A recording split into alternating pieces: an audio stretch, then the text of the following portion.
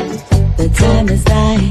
Open up your eyes to see the signs of the times. Got to be wise to all of their lives. Look to the skies from where my help comes. Wake up, got to wake up from the slumber. Don't let them pull you under. Rise up off the water. Never let them wrestle you into the mud. Yes, family. Mic check, mic check. Greetings in the name of His and Her Imperial Majesty Emperor Haile Selassie I, Empress Rosera Menin. Y'all already know, one perfect balance. Greetings and welcome to Politically Incorrect, where we get it correct. And if we're not correct, y'all already know. Wait a minute. Hang on. Yeah. Feel free to correct us. The number is down here somewhere. You can give us a call or send us an email. You'll be surprised how many calls we actually get. Not necessarily to correct us, but thanking us for hosting this podcast that started as a joke. It ain't a joke no more. A lot of folks take this very serious. So there's a level of accountability that is, well, bestowed on the individual. So even if it was initially a joke, making fun during COVID, it ain't a joke no more, like I said.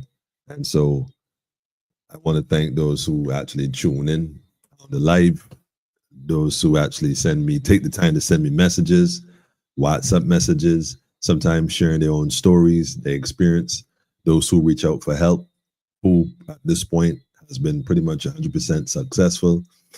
And just want to say thanks to everybody else that really, even the ones that downloaded and watch it on the side, so as not to be seen on the, I guess, or have it in your algorithm. But I do respect the calls, even the corrections. And that's the thing, politically incorrect. If we're not correct, feel free to correct us. I've said that almost, I'm certain, every program, every time I came on here.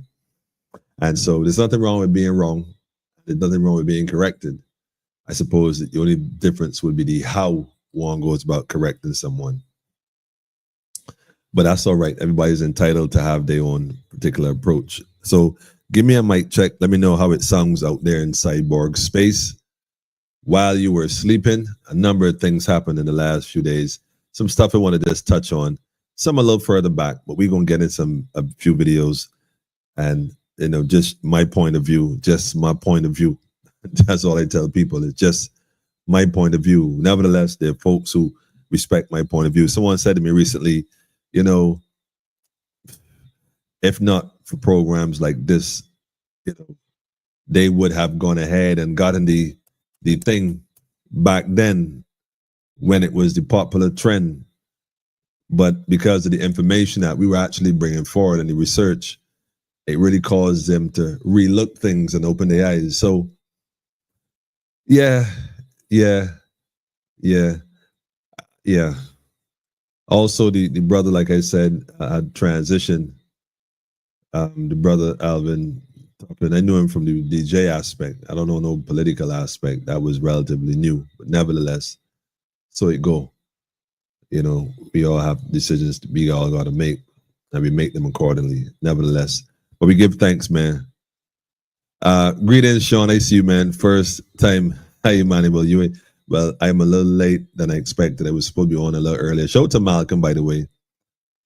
Give thanks to Malcolm. Big shout out to the family, for sure.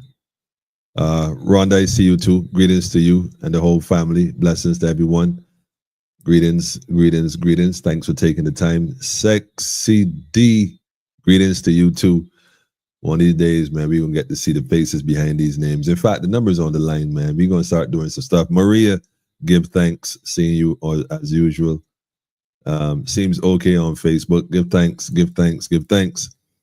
Yeah, I am going to have to. We did this before, maybe a few years ago, where we had some glitches in the system. We had to kind of pull it all down and rebuild it. For those who might not know this computer system that I'm on, I would love to show you, but I probably... Nah, I can't show you now. I have to take off stuff and shift it around.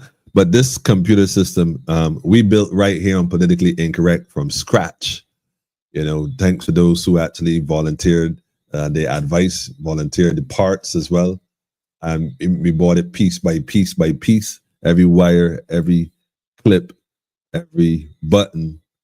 And we literally built this specifically for this program. And so she's been running for a bit, one or two glitches in between. But I'm realizing now that there's some need for some care. I suppose like any mechanics or mechanical device, sometimes you got to go in and pick it down and clean it out and certain things. So just little things I'm noticing. The performance isn't what it used to be. And it could be a case where there's glitches and people, you know, hacking and all this fancy stuff, Pegasus and all this other stuff. But in reality, man, that is the direction this thing is going in.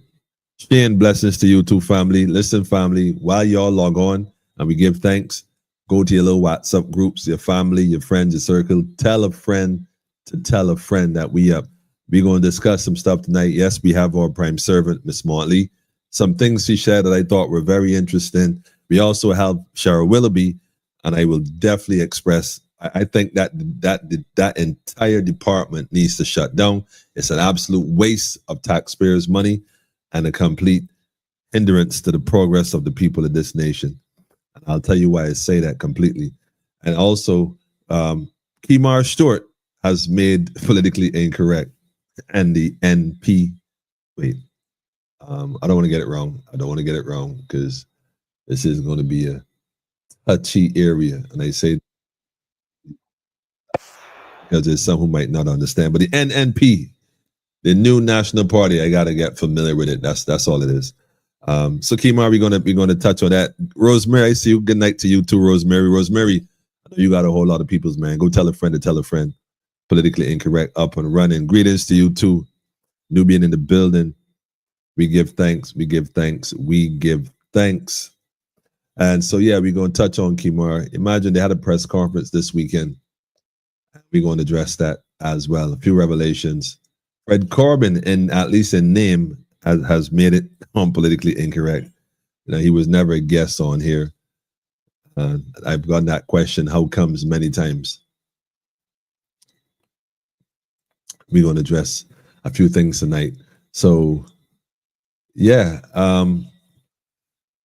There's been also a voice note that somebody sent me with the brother, again, that had transitioned and Patrick King, who was supposed to be on here, or not once, but twice. But he was caught up with work. He was working for the people of Barbados. So he was at the bus stop. So he missed the bus. He missed the bus. So we understand. But man, yeah. We're going to touch on that as well. He apparently posted a voice note of some sort and a response to that voice note. And Patrick King is Patrick King. I first met Patrick King in the Pine during the breakfast program at the time, but that was another circumstances. Nevertheless, we're going to touch on some stuff tonight, so buckle up. In the meantime, in the between time, where is it? Where is it? I had the video. Yeah, you should see this right now. It's just, anyhow. So we're going to jump into the Prime Minister first, I suppose, or we should probably start where we ended. We can get to the NP business at hand. Then we save the Prime Minister. We save the best for last. We'll save the we'll save the Prime Minister, our prime servant, for last.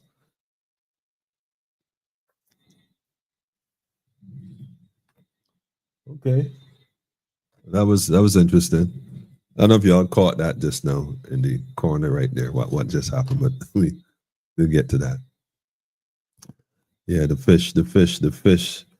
My cichlid tank, the fish are acting up. I don't know. Maybe it's the energy. I mentioned the prime servant, boy. I don't think they like that. All right. So that's all right. Ryan. King Alfred, we see you, man. We see you.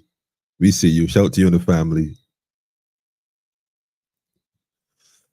Where do we go tonight, man? Family, y'all need to buckle up, man. That's what kind of night we gonna have. We gonna have a rough one, man. While you were sleeping, though, a few things happened, and I'm trying to think which video to put up first. I'm just going to go with this one right here because I think it was, yeah, we're going to go with this one. And I deliberately searched for it too. We're going to go with this one here first. Let me pull this up. Kemar Stewart. Shout out to Kemar, by the way. And may he continue to find the courage to navigate these waters, especially in these times. May he be guided by those who inspire him and the spirit of all those who came before.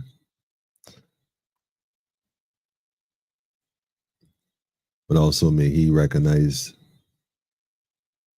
the power in his humility as well. So we're going to start with this one right here.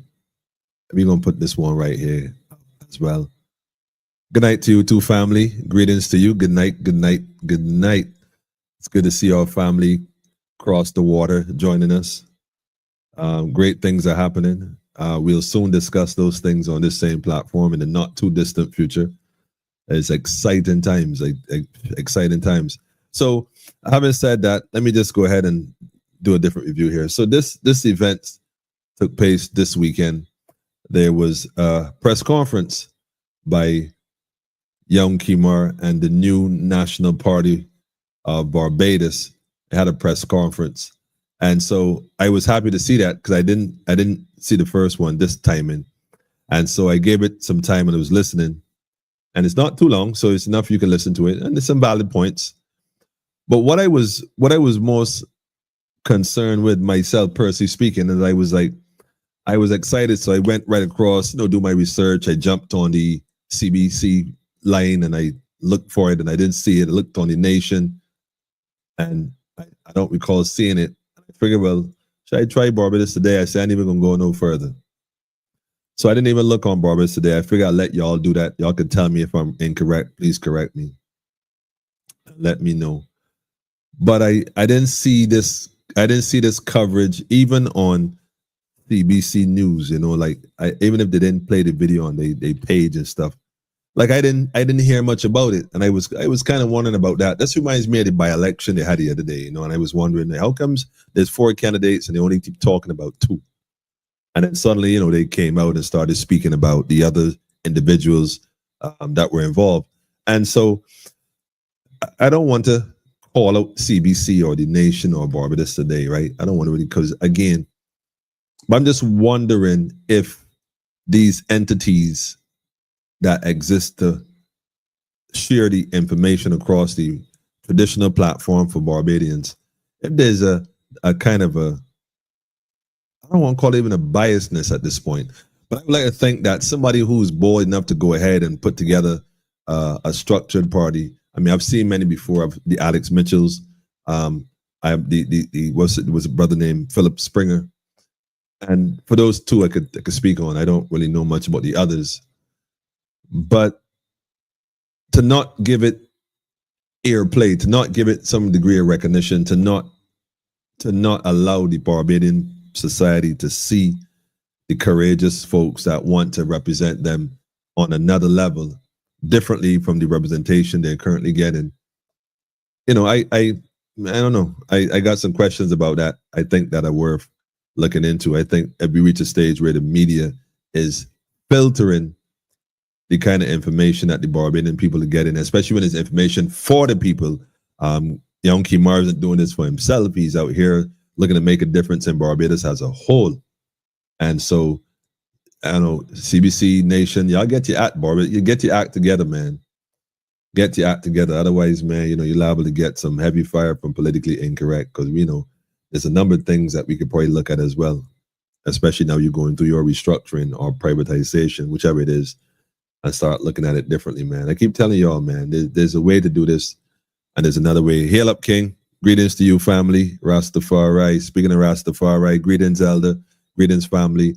From Vinci, Carnival Monday night. Wait, Carnival weekend is St. Vincent this weekend. We going back way.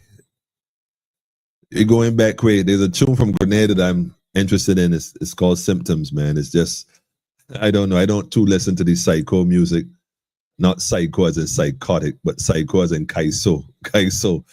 Maybe there's a play on the words and maybe there's some similarity, but I think that song is from a guy from Grenada. Symptoms, man. I don't know. There's something about that song there that just, I don't know, boy. Music is our medicine, man, but it can also be our poison, huh? Keep that in mind, family. But give thanks, Elder. We have much to discuss. Pedro, I see you. Greetings, Pedro. Did you get the chance to watch Kimar press conference? By the way, family, if you have not seen the press conference, if you have not heard the press conference, I'm going to put the link in the comment. You can go and watch it. Definitely give it some support. Take a listen and be informed. And at least be informed from the standpoint that, there are people interested in making a difference at some level. And folks may wonder, well, why am I highlighting this? Well, again, for one reason, I'm not for any political party, quite frankly. I'm for anybody who wants to make a difference in a positive way for the people of the nation. So I put people before party. So I ain't too mixed up with the words. So anybody who's looking to make a positive difference, I give credit to. And right now, the young Kimar is looking to make a difference. So just give Kimar some salutes, man, and some energy, seeing in Saudi mainstream like they're trying to play games. So, we control the internet, man. So we're going to push it and push it and push it. Now, obviously, there's some clips in this I could play. Perhaps that's for another night, totally. But there's also another aspect of this podcast for Kimar that I would definitely want to address. And I'm going to go right to it real quick. That's this particular one right here. Yes, this particular one. I'm sure this is going to get a lot more attention. Now, let me see. I can't really make it much larger, but I could try to do a thing otherwise. But this is a video announcing some candidates, including none other than, yes, Mr. Fred Corbin. Now, man, look here, man. Anybody, first of all, who positioned themselves to be in the public limelight as representative of the people will have to sit under the microscope. There's just no other way around that. That's part of the territory. So anybody who's offended or take offense to anybody making reference or speaking of or asking questions, like Mr. Thorne, when he crossed the floor, he who should not be mentioned that is also mentioned, that may be mentioned tonight as well. I got some questions for Mr. Corbin. I don't question Mr. Corbin as a man, but I would have some questions for Mr. Corbin regarding his decision to represent the people. I will have some questions. I noticed that he's represented St. Lucie, and in the absence of what I guess now is a vacancy technically for the Democratic Party. I don't know the Democratic Party is going to even elect somebody else for that position. It would be interesting to see if there's an actual merger of the two, the NP, the new National Party, the NNP, and the DLP as a coalition government against none other than Mia Motley. That would be interesting to see. I wouldn't be surprised if those words are prophetic and it happened. It would be interesting because I know there's a major billion-dollar project along with other plans for St. Lucie. Why not? Why not have Mr. Corbin represent the area as minister as well? Interestingly enough, St. Lucie, by the way, the northern part of the country was settled by I think the Scottish at some point had controlled that end of the country, and so there's a lot of history unfolding right here that in front of my face looks very familiar. It almost looks like a recolonization. If I wasn't any wiser, I would think that these things are happening not in a vacuum, but they're happening on purpose and by structural design. But again, what do I know? So I want to congratulate all those who are getting involved in this political race. Shout out to Fade, by the way, and Barbados National Congress. And no, Barbados National Congress is not racing, not running, not contesting any plantocracy cooperation for a seat at the management table when all you are is just management, not controllers, and you will be controlled by the controllers, whether you like it or not. National Congress, Barbados National Congress have taken a very different position. We're just going to do it on our own. full stop, without permission or authorization. And so I encourage my fellow Barbadians to start to think of sovereignty on a different level, not as a right given by a politician, not as a privilege that you're allowed to have while you parade up and down the plantation, but rather recognizing that that's a divine gift from the Creator. And there's no law and there's no man that has superior authority to tell you anything. It's just a matter of respect and divine order. That is what we deal with. And that is what it is. So having said that, yeah, Mr. Corbyn came out during COVID. He had a lot of information, what some folks would consider conspiracy. Well, those who know. And that's good. Everybody have a place and a time. But I like to know his views on a lot of the social issues that we have, a lot of the social matters that were affecting Barbadians for years, especially the Black population. And so, yeah, I would like to know his thoughts on a number of things. I remember him sharing once, and I'm not sure if Kimar was aware of this, but his views on African spirituality, is just interesting because to my knowledge, Kimar is a conscious young man who's more into his culture as well. I just think look, man, we living in some interesting times. But again, just my point of view. Just my point of view. Pedro say, watched it. Good, Pedro. I'm glad to hear that, man. Remember who control majority of the media? Emmanuel. Sean, I feel you, man, but we control the internet, man. We got to give credit where credit is due. I suppose that, maybe they shadow ban Kimar. If that's the case, Kimar, welcome to the club. Welcome. Those who going to see it, going to see it. Who ain't going to see it, ain't going to see it. And don't necessarily look at the numbers because they don't reflect accurately. I'm telling you, I'm on this side of the screen, this side of the dashboard, and trust me, there's always a contradiction more often than not in terms of numbers you see on the screen versus what the analytics tell you. I don't know how that works, but it's the craziest thing I've ever seen. But we understand it's something called shadow banning. So they'll report misinformation to discourage and disrupt the algorithm. So like I said, I do my part. Y'all got to do yours, man. Go tell a friend to tell a friend. Tyrone, I see you too. Peace and blessings to you, family. Jackie, give thanks, family. Give thanks. And so that's my 2 cents on that. But like I said, Mr. Corbyn, folks always ask me why you never interview Mr. Corbyn. I'm thinking, well, we never really, there are hundreds of programs on this platform, and I'm sure we have shared a lot of the same ideas and information already. It would just be redundant in most cases to bring Mr. Corbyn on the page. In fact, if anything, it may have to be a case where, I converse with my equals, man. Everybody else, I teach. It's to be class in session. I'm sure we can learn from each other, but it'll definitely be class in session. Because as much as Mr. Corbyn touched certain matters, some of the things he do not touch is the social issues affecting the plight of our people as Africans, as he himself is an African.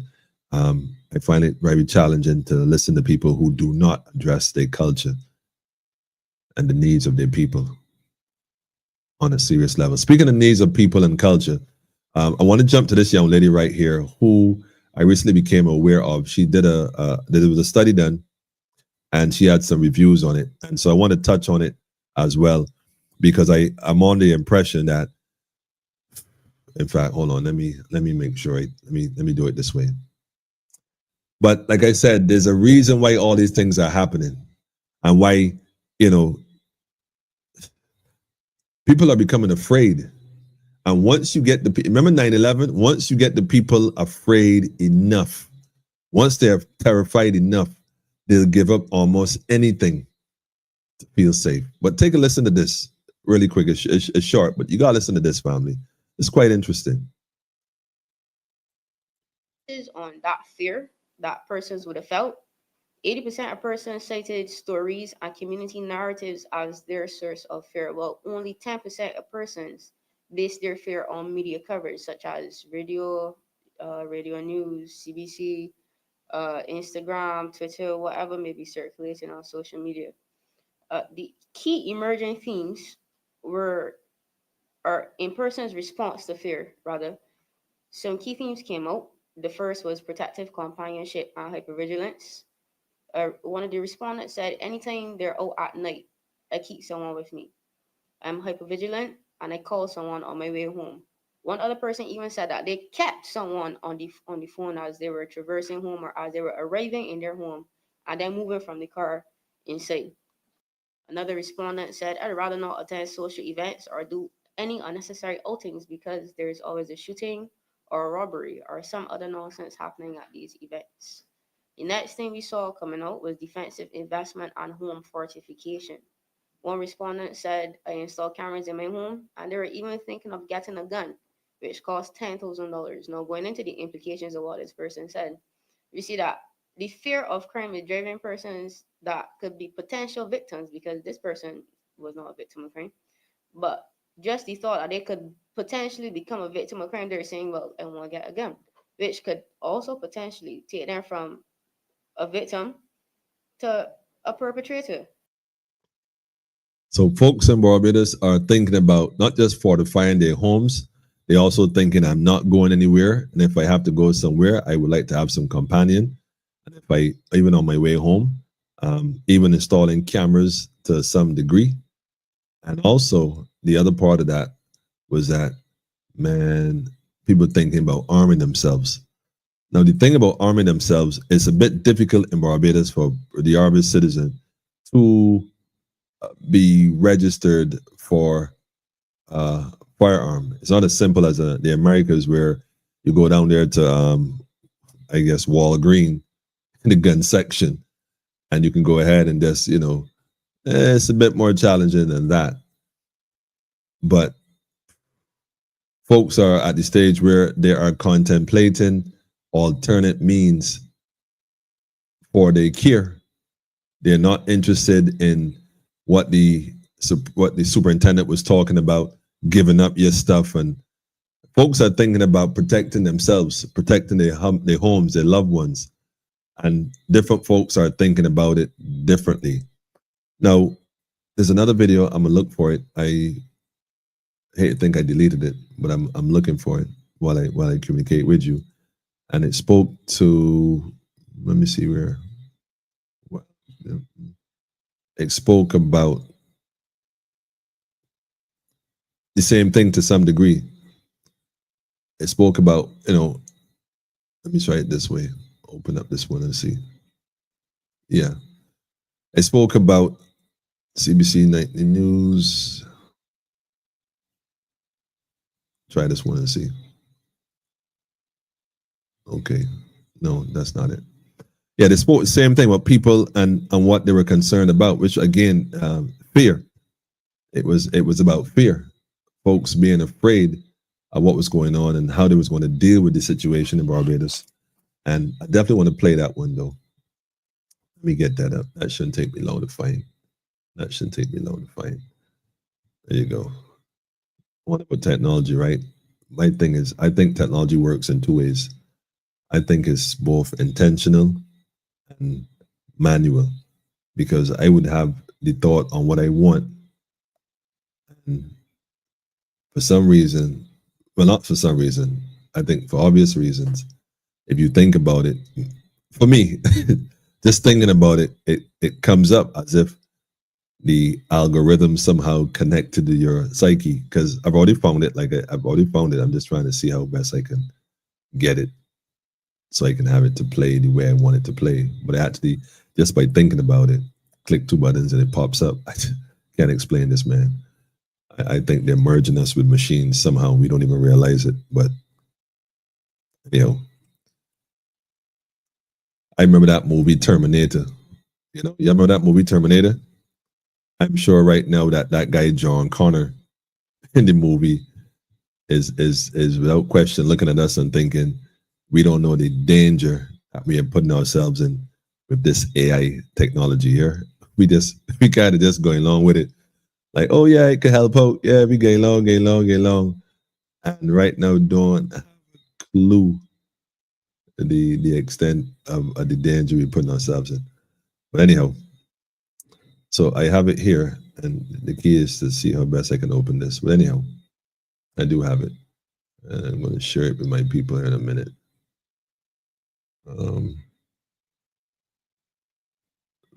So I don't know how to get it on a larger scale, and that's what I'm trying to see if I can get it enlarging. But I want you to hear this because again, these are the thoughts that Barbadians are having. These are some of the thoughts that people are having. This young lady spoke about fear, and she said the latter part, which I think is very concerning, that people looking to get a gun might take them from being someone who's trying to defend themselves to a perpetrator. Now, although she said that, I don't know if I would necessarily view it that way, because a perpetrator is someone who go out there looking for trouble to perpetrate a crime or some sort of act, as opposed to someone who is defending themselves. And I don't think they're perpetrating anything in that instance, but rather people are defending themselves in a means and a way that perhaps, benefit them. Like I said, the only challenge with that is that in Barbados, it's not that simple, not that easy to get a what they call a legal firearm or registered firearm. It is a bit more complicated than that. So naturally, if a person is seeking to protect their family and they can get it one way, well, in that instance, they might be guilty of then what she's saying, becoming a victim to the fact that they may have to get one in a different way. Of course, that different way, is considered illegal. It may not be unlawful though, but it might be considered illegal because legality applies to the enslaved. And I want you all to recognize that. That's why I say the things I say when it comes to these political parties and these individuals who keep saying they want to lead you. What they do not tell you is the truth about the political system. They don't tell you the truth about how it works and how it functions. It could be because of ignorance, but it could also be because they really don't know and they really don't quite get it. And they think that by just, creating a party and running that will make a difference. But understand that I keep telling you, if Miss Montley is, and she'll tell you if she had to admit it, she was ever on this program, she would admit it. She's just a manager. She's not in charge. She's just the manager. She doesn't own the nation. She's the one that has been selected to chair the committee. And that's all it is.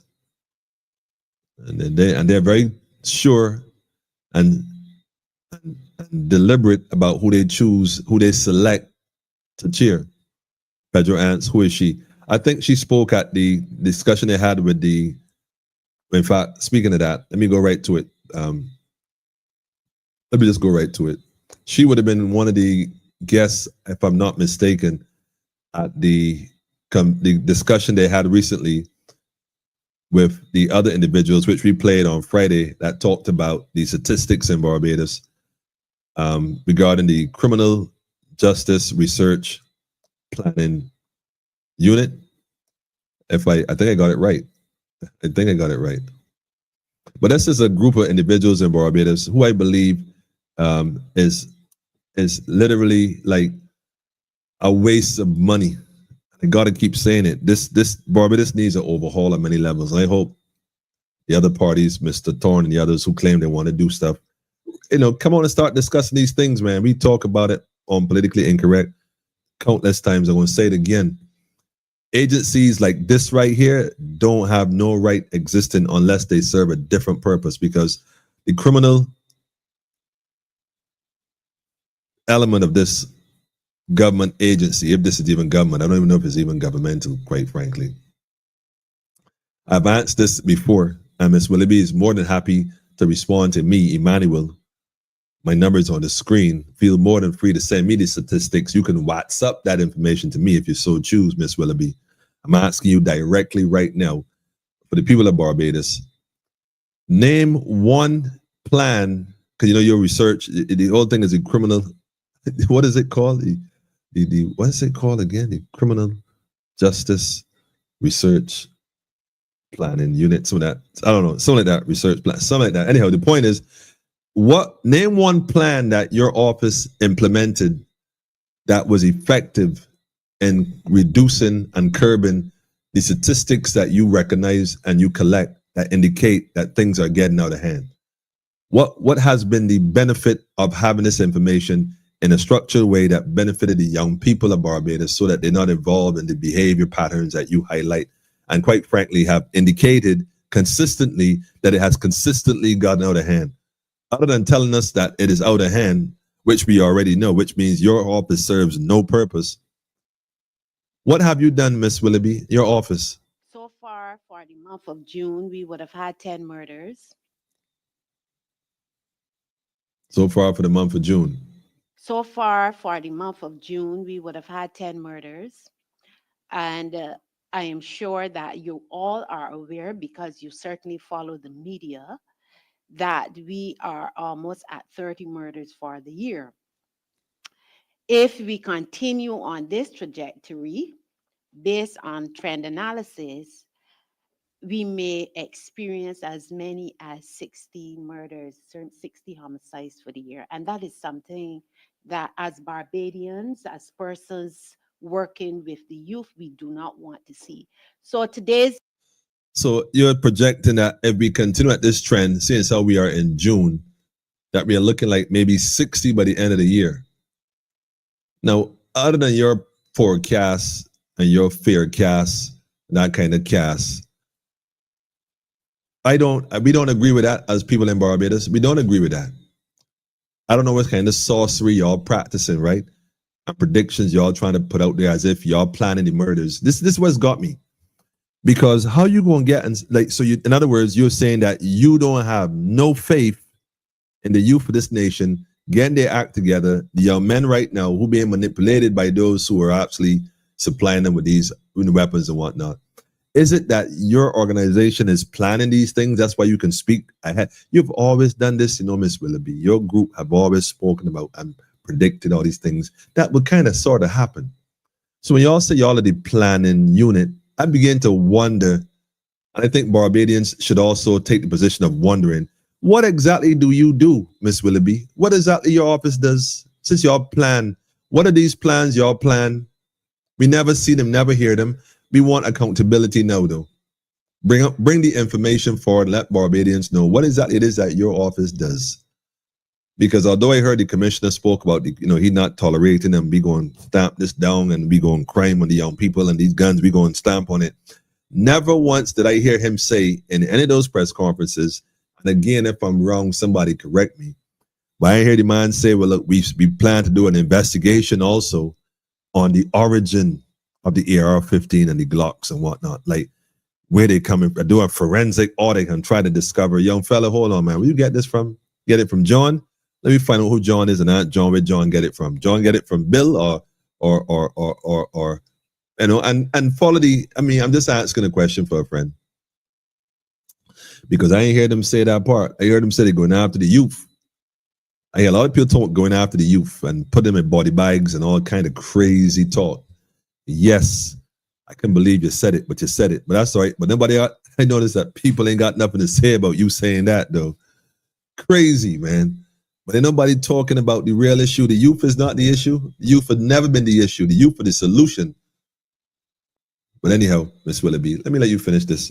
This meeting is very important so that I'm almost tempted to say it, right? When I look across this room, I recognize a few faces. Oh, man. Let me stop, man. As we sit together to collaborate, to work together, to find feasible solutions to the problems. Miss Willoughby, you don't want no feasible solutions. The Barbados Youth Action Program brought you a whole plan a decade ago when things wasn't even out of hand the way they were out of hand now. Over a decade, and y'all laughed at it and joked about it. Thought it was a joke thing, right? Now look who laughing now, man. It ain't funny no more, right? Y'all don't really want no help. And that's just the reality, man. Straight up.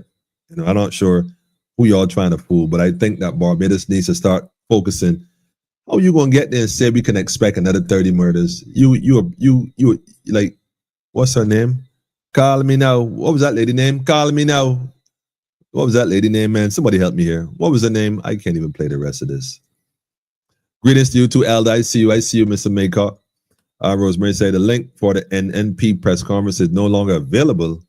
Nah, that can't be through Rosemary. Well, I just show you the link. I just show you it's on. Go to alternate. Kimar has a page. He has his own page. Hold on a second. Let me post this again. in case this is a different one than the one I posted earlier, which I don't think it is. I don't think it is. Did I? Oh, I didn't. No, sorry. Did I? Yeah, I did. No. The link is right there, Rosemary. The link is that's in my comment. I don't know what link you're looking at, but the link that's in my comment is certainly the link that's up now. It's up. That's on Kimar's page, if I'm not mistaken. Alternate views, but it may be on a page for the NMP. I don't know if they have their own page or whatnot. Like I said, I'm not too familiar. Not because I don't want to know. I just been a little busy. I've not been. But I'm paying attention to the fact that I was excited to see this, and I realized that I didn't get the coverage. I was wondering why. I got a question about that, CBC and Today, Barbados Today, and the others. Wait, what is this? What is this? Meanwhile, y'all highlighting different parades and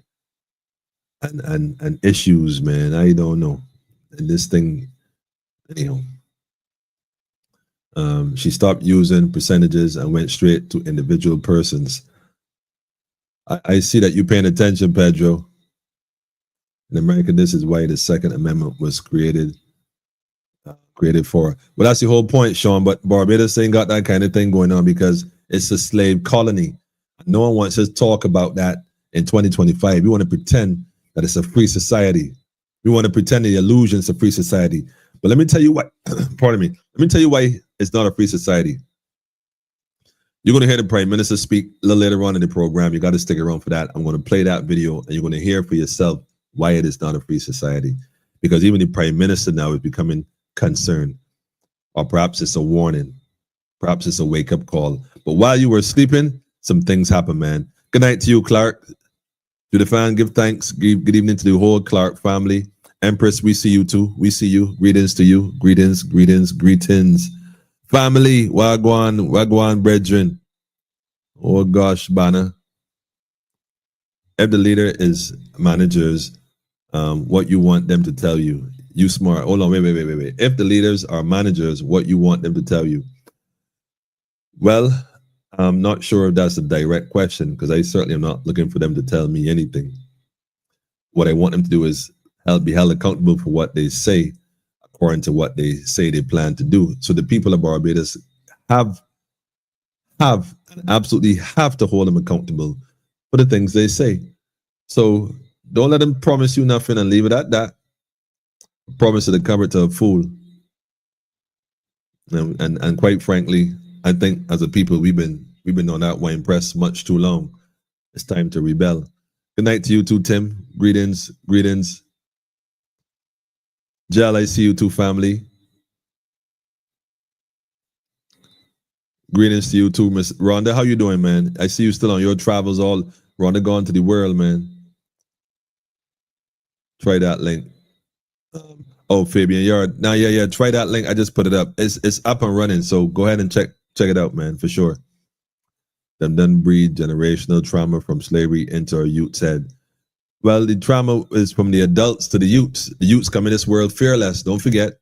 Yes, we talk about people and this generational trauma. Yes, I've heard people talk about that as a passed on thing. I'm not saying that may not be something in the DNA, but we can't say there's generational trauma in the children through DNA, Pedro, and not recognize the ancestral warrior spirit passed on to. We say A, but we don't want to talk about B because not all of us complied. A lot of us rebel. There were several insurrections that caused the changes to happen. So why we don't ever discuss that generational energy, that generational courage? These youths now ain't got no generational trauma. It was the older folks. These youths got the generational warrior spirit, and that is what they're afraid of, Pedro. So we can't say A and not say B, man. Good night to you too, Monica. Greetings. Seems there was an attempt to sabotage the press conference. Well, I wouldn't be surprised. In what way, Rosemary? How so? By not showing up? Can anyone explain to me, is a 17-year-old considered a child or an adult? No, Maureen. No, Maureen. If it's considered a child or an adult. A 17-year-old is a young man or a young lady, that's how I look at it. This term child is interesting. Adult is interesting because you got folks at 50 years old that act like children. You got folks at 17-year-old that may act like an adult in terms of consciousness and how they make decisions. So that's a gray area, child and adult. But what I will tell you is that as young men and young women, they're growing, and they're growing based on their circumstances, and everybody's circumstances is somewhat a bit different. And that's something we got to pay attention to. But this conversation that was being held by Miss Willoughby, like I said, if you listen to it, and I'll post it, I won't even play any more of it, but I'll post it so you can go listen to it and recognize, man, that they be planning. I'm beginning to wonder if they actually a part of this thing, man. Destroy your men, mainly. Yeah, destroying the young men. I got you, Rhonda. I see your thoughts. Maureen, even as low as 12 is considered an adult when selling tickets. Pedro, wait, hold up, Pedro. When selling tickets to what, Pedro? Blessed be Emmanuel. Continue chaos is organized chaos. It's a fact. It's a fact. Continue chaos is organized chaos. This is straight up organized crime, family. And nothing more, nothing less, man. Miss Cleo was the name. I think she acting like Miss Cleo. Give thanks to that one, Shane. Are you going to predict we going to have another 30? We have about 60. Look, the devil is a liar. I refute and rebuke that. I rebuke that, man. If I was Christian, I would say in Jesus' name. But Rastafari, we burn fire upon that, as Bonga Lights would say. Fire. Yeah, how's Bonga Lights, man? I ain't seeing him in a minute. I can't say, oh, part 2. Okay. Well, I'm not aware of the part 2 then. So I got you. So if that's the case, maybe Imar, I don't know if somebody get a message to him. I'm sure by now someone would have told him, though. He has a pretty good support team. So they will never touch suppliers. They are about monetizing problems. There you go, Sean. That's what we're talking about. But I post a link to this conversation here. Feel free to go and listen to it. And wait a minute, hang on a second. Let me just copy that. Okay. Go back here. I think let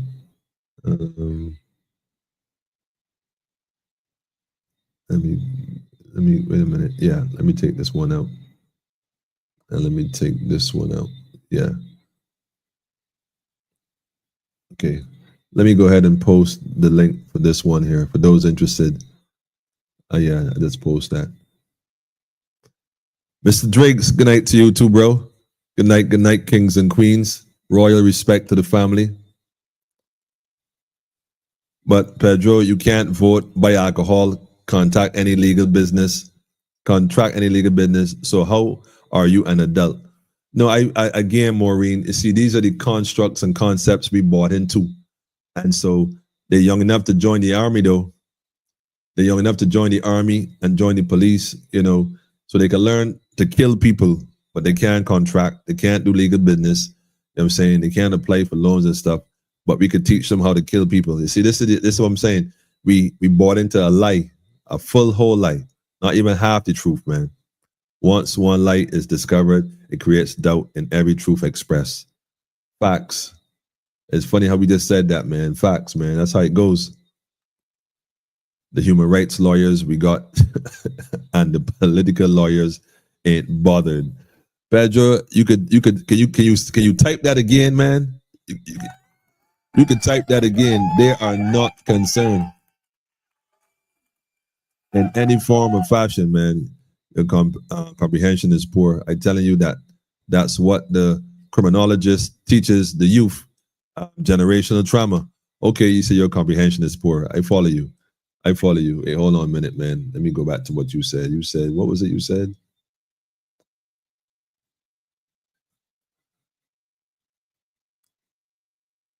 All right, we're moving forward. But Pedro, I see what you're saying. You're saying that that's what they do. They promote the trauma. Well, that's it, though. Here's a question for you, though. Since you recognize that that's what they do and they keep doing it, how then do we, as the rest of society, help the young people? Let's look at some solutions. I mean, we could talk about it.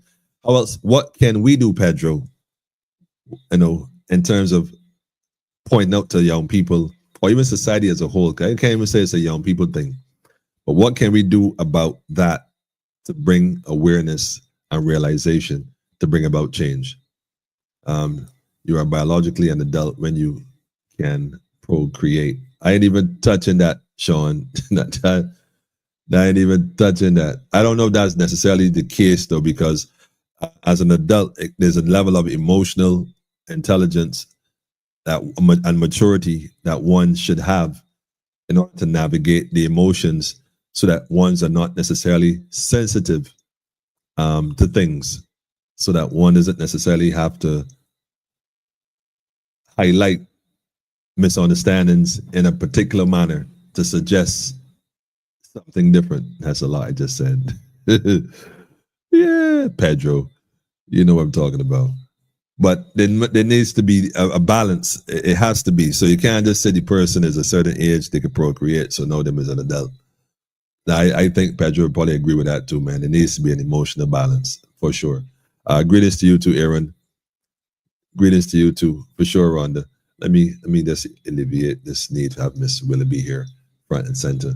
Yeah, that there was a lot of stuff being said, man. There was another study that Miss Willoughby pointed out that I think needed to be highlighted again. It said that 95% of violent offenders read at toddler level. And so this is the thing right here. This is the narrative that is being painted, Pedro. You know, the illiterate is who committing these violent crimes. But let me ask a question. When politicians engage in corrupt behavior that disrupt families economically and affect people's social life and they, you know, emotionally and health wise, and by the decisions they make, like the QEH, for example, of working nurses, and they're prone to make mistakes, man, and all kind of other stuff going on. Imagine people in the hospital can't read sheets, can't read gauze, can't read bandages. I don't know if they're taking them and selling them abroad or what. They got a pharmacy store, they own a pharmacy, and they selling this stuff in the pharmacy as secondhand, or I don't even know, they're shipping it to Haiti or what, humanitarian. I can't even figure this out. Like, how you in the hospital stealing bedpans? Like, we got a shortage of bedpans. Like, wait, hold up. Are you kidding me? Like, y'all pulling my leg, man. Shortage of pillowcases. Like, who in the hospital can't wear pillowcases? Can't wear gauze? So I tell myself, I don't think they can wear pillowcases, sheets, and gauze. You know what I think? I think the money is being stolen, so they can't buy sufficient supplies. So the supplies are actually being ordered in smaller quantities, and the money being misdirected elsewhere. Because I don't know, it just ain't making a sense to me. Got the people under pressure. Pedro said, tell them when you come into contact with them. I agree. They are born free, and no one owes them anything. I am telling you, man. I agree, man. Any chance you get a young person, you can reason with them on a positive level. And Pedro, that is telling a friend to tell a friend. That's all that is, man. Tell a friend to tell a friend, man. And be sure it like that. Sure. In the eyes of the laws, if a 17-year-old can't do the things I mentioned, then I consider them children. Why are we sending 17-year-olds to an adult prison? And where are all the child advocates? Man, Maureen, you know, like I said, I've heard people putting children in body bags. And people I would never expect to hear that from. Perhaps they were frustrated when they said that. Perhaps, and I can understand the frustration. I do get it, because a lot of people right now are very frustrated. A lot of things are happening. Like I said, the young lady talked about that fear. And fear, we all know, you know, it can be seen two ways. You know, you either face fear is false evidence, instead of appearing real, or there's another acronym for it. I don't recall it, but they say that fear by itself it isn't necessarily a fact. I'm saying is so you can look at it in a negative way, or you can look at it as an opportunity to grow. So it's perspective, and that's what Pedro said. He taught to young people. A lot of them are just misguided. So far as why they send them to Dodge, and Pedro said it, the lawyers and the human rights folks, they ain't studying that. They studying something totally different. Totally different. BYAP offered a way to save the youth and empower them financially. So how could the creator of the shitstem listen to you when you were attempting to free the people? Well, okay, all right. I'm not sure who Charles Atkins is directly, but you seem to know a little more than the average. But I agree with you. BAP was definitely about empowering young people. And in fact, we have empowered a lot of young people. I see them all the time. They come up to us. Well, I can speak on me. I'm sure the others involved in the program have the same experience. They come in to tell us, yo, man, I remember you from school. I remember what you said, X, Y, and Z. You know, I'm working, or I started my business. I just did this. I bought my car. I mean, so many young people, they run up and they tell, I'm telling you, it's just the most humbling experience I still have. You know, up to the other day, like a week ago, I was in Chanel supermarket doing some shopping. Great prices, by the way, super prices, Chanel supermarket. If you haven't checked out Chanel supermarket, go check out Chanel supermarket, Trimart, great value for your dollar. And so what I got was this, though. Like, a young man grabbed me like, yo, Ross. I was like, yo, he said, yo, remember me? And of course, I paused and stuck like, not this question again. Do I remember you? Okay, do I remember you? No, I don't remember you. No, I don't remember you. So nah, not from where, you know, from school, man. I was in school. I'm like, this young man got beard and everything. It's like, it's almost 10 years ago, 15 years ago in some cases. It's like, wow. Yeah, man. And so, like I said, it just be a joy. Pedro, is be a joy, man. But yes, you know, but the people ain't gonna listen, but they do listen. They do listen. They may not say that, but they do listen. They're listening now. There's something called a rites of passage in Africa. Correct. Nature dictates adulthood. Man set rules and legislations. Serious. Somehow, some now have degrees in agriculture. Okay, I reverse you. I got you. That's a fact. We give thanks for those individuals who really have done great and don't get the recognition they deserve. But guess what? Just do the work anyhow. Continue to do the work anyhow, because trust me, you know, they may not call your name, but the fact that they deliberately not call your name lets you know you're on their mind, because they got to think about it in order to not do it. Just remember that. They know they can't overlook you. A candle in the sun is just a candle in the sun. Don't let that go over your head. You get it? Sun over your head. Let me stop. Greetings, family. Have gatherings with speakers with experiences of that life. We do have it. We do have gatherings. Speaking of gatherings, shout out to the Nation of Islam, Brother Abdul, William X, the whole family in Barbados, Nation of Islam. Trust me, have done great works, been doing great works on the ground, on the front line, keeping up the good work, helping the people and sharing the truth. And I definitely can attest to that. And they have consistently done that nonstop. Respect for life, man. Respect for life for the whole family, a Nation of Islam in Barbados. I'm not knocking the other community groups, but like I said, there's certain people I've seen on the front line. I ain't see a lot of people on the front line. I see a lot of people came out during COVID, but I ain't never seen them before, and still in some cases I haven't seen them since. Not at the level they should be, but anyhow. We met in Oyston Court, but not formally. Wait, hold on a minute, Pedro. This is referring to who, me? Or this is referring to somebody else in the chat? I might have missed something, Pedro. I might have missed something. It's a possibility. But yeah, man. Help the youth any way you can. We've been doing work and continue to do work, man. Again, there are a lot of folks making it happen. But anyhow, like I said, I got one more thing I got to touch on tonight, and that is our prime servant. Our prime servant recently was featured at the CARICOM discussion, and she said some things that I know for a fact, and I gotta say this for a fact, because this right here. Now you see, now I can't even find that video. Oh, wait a minute. I can't. Wait a minute. Hang on. Give me a second. Okay, what did I do with it?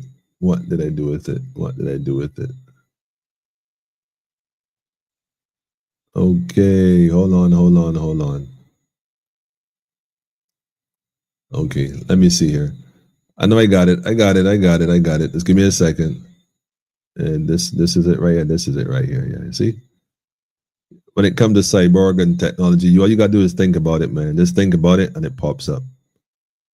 For some reason that works, strangely enough. I don't know how it comes, but it works. I tell you, man, I think they merged us while we were sleeping. Now, there's a longer version to this video. I could give you the whole link to it, but I might not.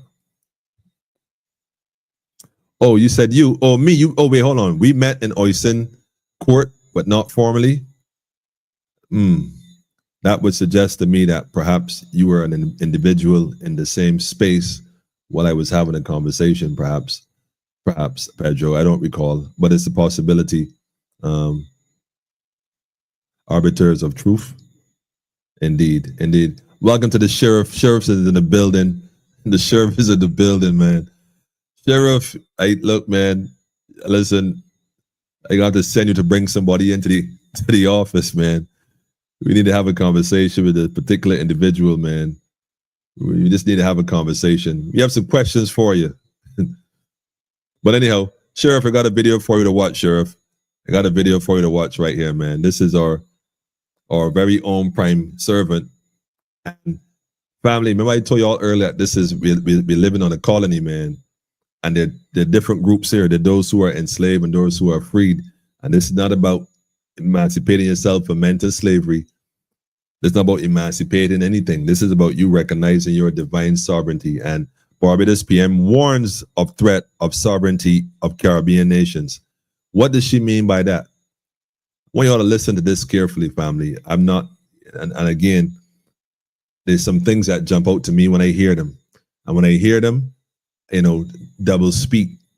The question is Miss Montley now recognizing that she literally, like Martin Luther King, despite she may have had good intentions, now recognize that the road to hell is paved with such ideas, and have finally come to the realization that she has integrated her people into a burning house.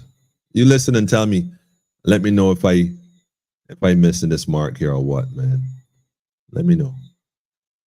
It is my view that in the absence of an international rules-based order, and we are seeing it being threatened day by day, in the absence of an international rules-based order, and we are seeing it threatened day by day. Hold on. countries such as ours will find it difficult to survive. And this, my friends, is the first real threat that we have had since becoming independent nations. The notion that others may want to conquer again is not beyond their imagination and not beyond our reality. But equally, the price of sovereignty is no longer simply that which we have started to do in the first 2 or 3 generations since independence.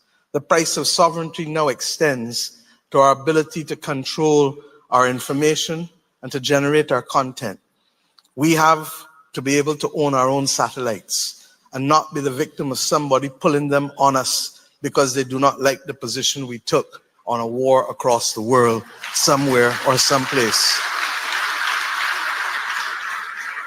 We have to generate our own content because it is only us who know our reality, and we cannot simply be the victims of other people's judgment as to who we are and what we stand for.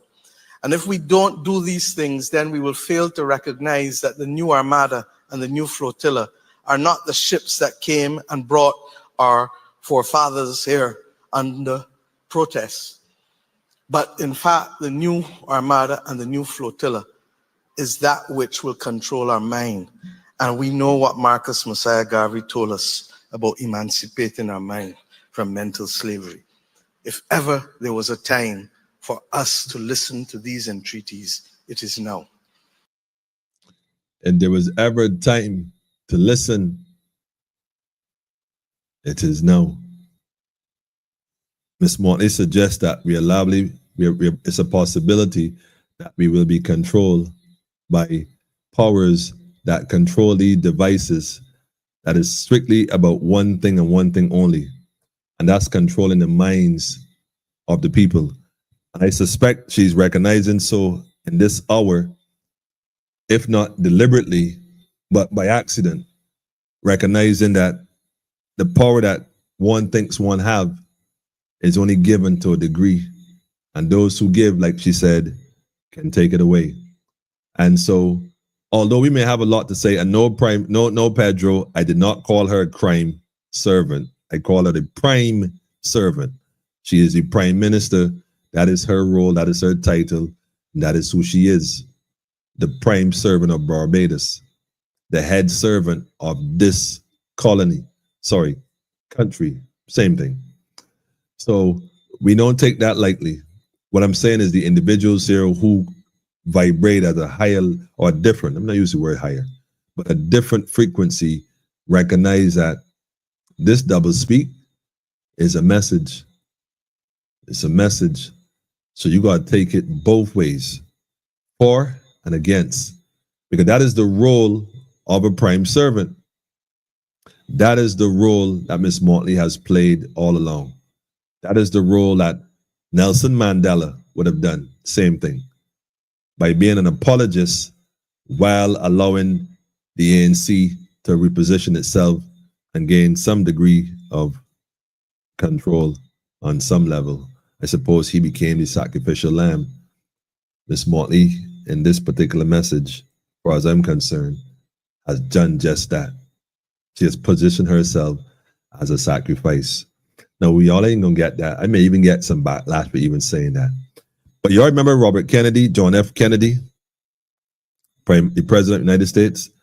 He, for what lack of a better word, he was doing his thing, And then he met with His Majesty. And after that, he came and had a press conference and spoke about the powers that would seek to control us. Well, shortly afterwards, he was unalived in broad daylight in front of the whole world, and up to now, and people don't know really how that happened. But nevertheless, I say that to say that Miss Motley, in this message to her colleagues, is literally blowing a trumpet. Now, whether she's a part of it, knowingly or otherwise, you see, what you cannot do is determine when God chooses to use whom he chooses to use to bring a message accordingly. We can't claim that we have a monopoly on the sovereignty and sanctity and sacredity of this divine entity we call God, which is funny because we act as if Miss Motley can't be right, even as a broken clock is twice a day. And like I said, this message right here is a serious one. But let me go a little step further in what I'm saying, because again, everybody always talking about me looking to get a red shirt. I don't even wear red shirts. But anyhow, let me just put this video up here, the entire video. I had a link here somewhere. I don't know if I have it still. If I find it, I'll post it. I'm not seeing it. I'm not seeing it. But it's probably going to be on the Prime Minister's page. You can probably go and check this Prime Minister's page somewhere on YouTube. I am sure if you look close enough, you would find it. If you want to find it, you'll find it. Like I said, oh, wait a minute. Here it is. Here it is. I got it. Just think about it, right? Oh, man, I don't know. This is scary. Control your mind, right? Device control your mind, right? Same thing I'm talking about. I'm telling you, man, something happening. And I don't know, man. It just something happening, family. But let's put the link there. For those interested, go and listen to the rest of the speech. Some folks say they can't stand me, Miss Motley speak. I get it. You better pay attention, though.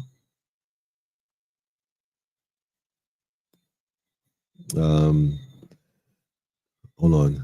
Who want to conquer again? She done with globalism. Trump blew that bubble. Well, again, I know Trump blew the bubble or not, but I can tell you something. I'm not gonna say she's afraid right now, Pedro. But what's your thoughts on that one, Pedro? You gotta listen to the whole thing, Pedro. If you know, you know. And I think she dropped enough nuggets in this presentation here. Man, look, man. Look, man. Look, I said, Martin Luther King is known for his speech. I have a dream that one day, you know, he had this, and most people know that speech. What people do not know is the speech he made. Well, it wasn't a speech. The interview he did shortly after that, when he said, I'm afraid that I might have been naive. And although I was hopeful, oh, no, this better day, he had to admit, man, I realized we got a long way to go, man. These folks ain't playing with us. And he had to admit that that was him. He was a bit naive in thinking that. I recognize that he has, and he said, my fear now is that I've integrated my people into a burning house. He recognized that. So he became radical at that point and started to go against the narrative that he might have been preaching before, the globalist agenda. Well, that's when they unalived him as well. You see what I'm saying? So like I said, Miss Martin, in this presentation, I don't know, man. I don't know, boy. I don't know. Anyhow, was we threatened? Well, that's a question, Mr. Drakes. In fact, you got to listen. You got to listen, because she said at one point, right, that if, in fact, you know what, Drakes, you wanted something, man. Now that I'm thinking about it, because she said it, maybe if I click on it, I could find it if I'm that good.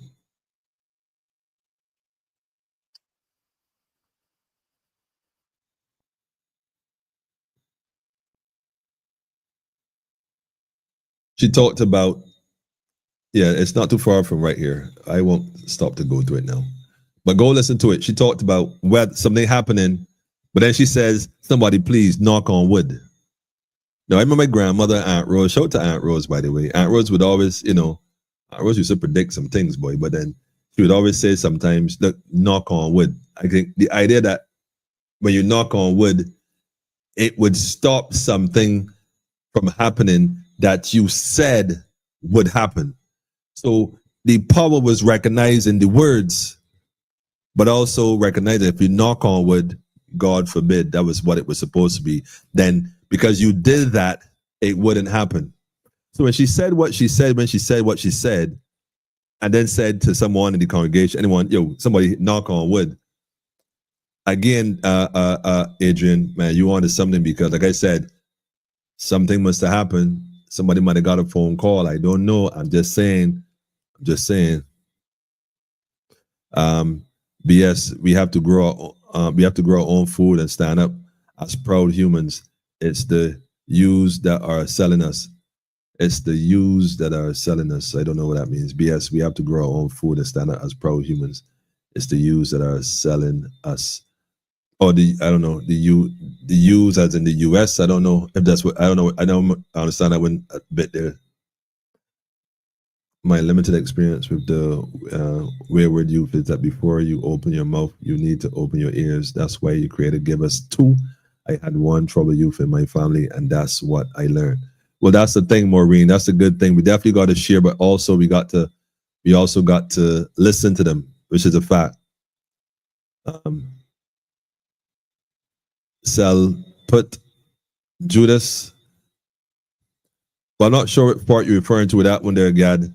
Just enlighten. Blessings, family. Greetings to you too, Frank. Greetings.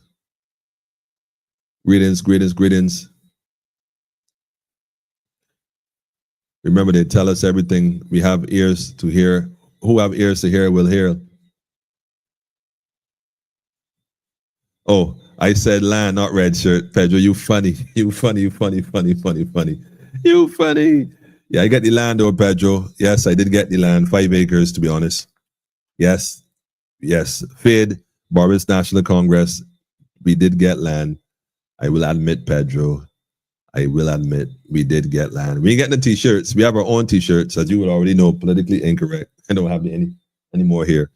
But we did get land, Pedro. But the land we got was from the private sector, not the government, buddy. I don't know how that works. Now I listen. Greetings from the Clark's family, the whole Clark's family. Greetings. RMLK was a mascot. Okay, well, exactly my point. He wasn't a mascot at the end of the day, though. He took a position and he held it firm. There's nothing. See, this is the thing. We as a people, we tend to bring a judgment on our people as if, you know, we don't recognize. We talk about moving forward. And yes, some people may make decisions and make wrong decisions. But I like to think that if a person made a wrong decision and they come to realize that decision was wrong, they should have the opportunity to correct that.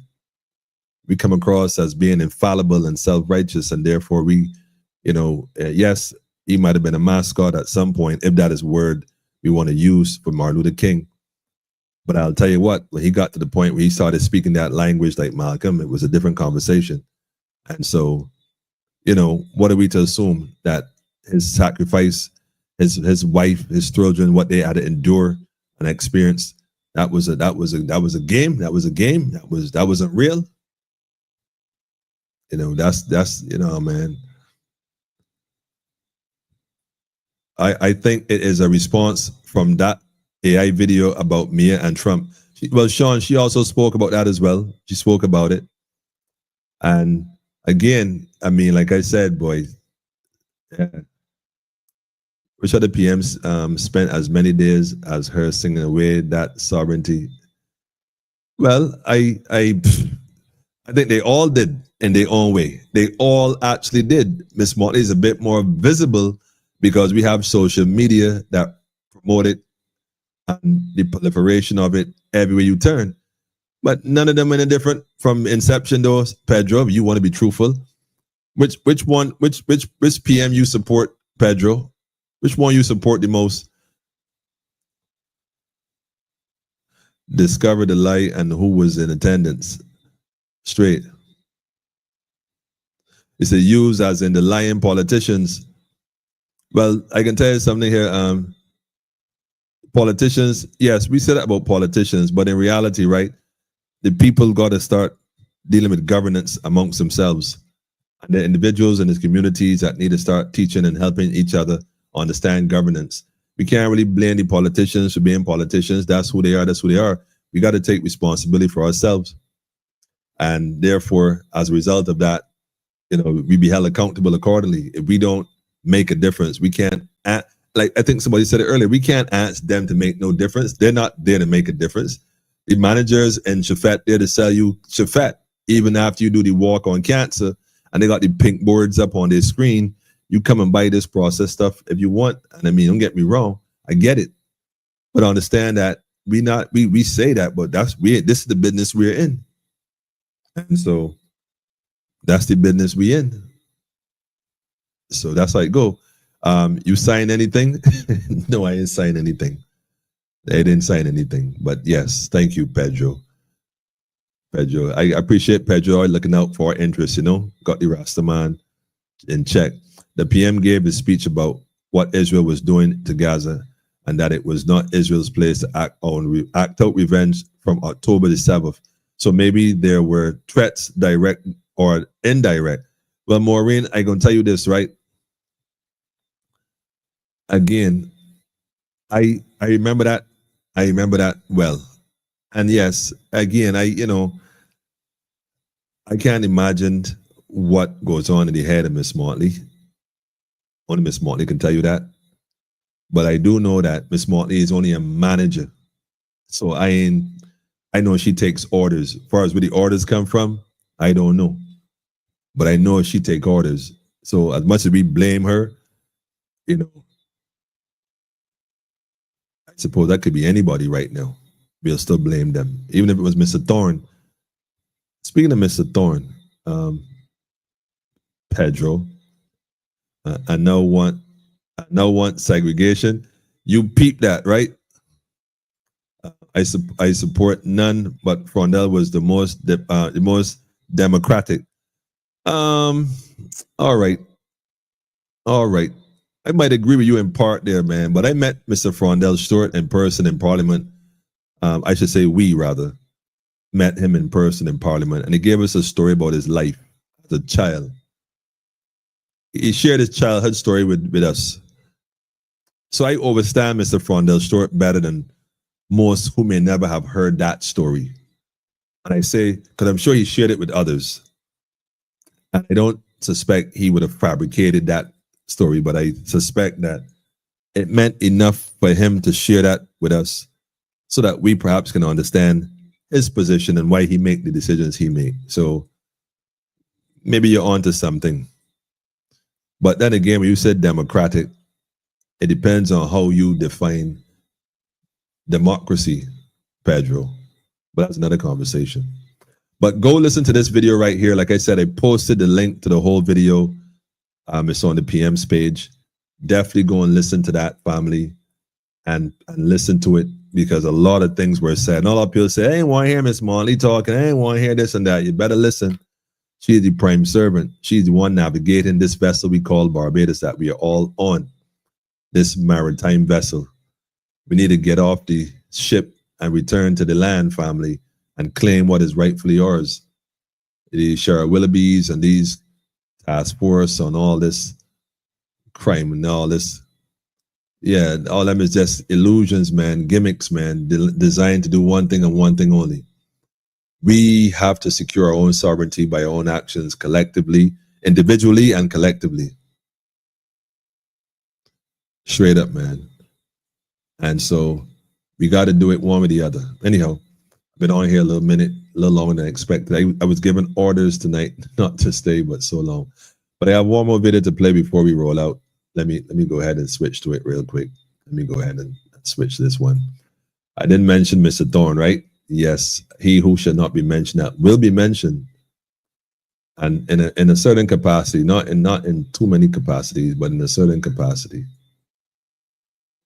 And no, this is not in reference to the voice note by Patrick King. This is not in reference to that. Where is it? Oh, here it is. Got it. Yeah, this is something a little different. This is going back to the same idea of what's happening with the crime and that kind of stuff. I thought it was interesting, the comments that were made on his program as well, if I may put this up here.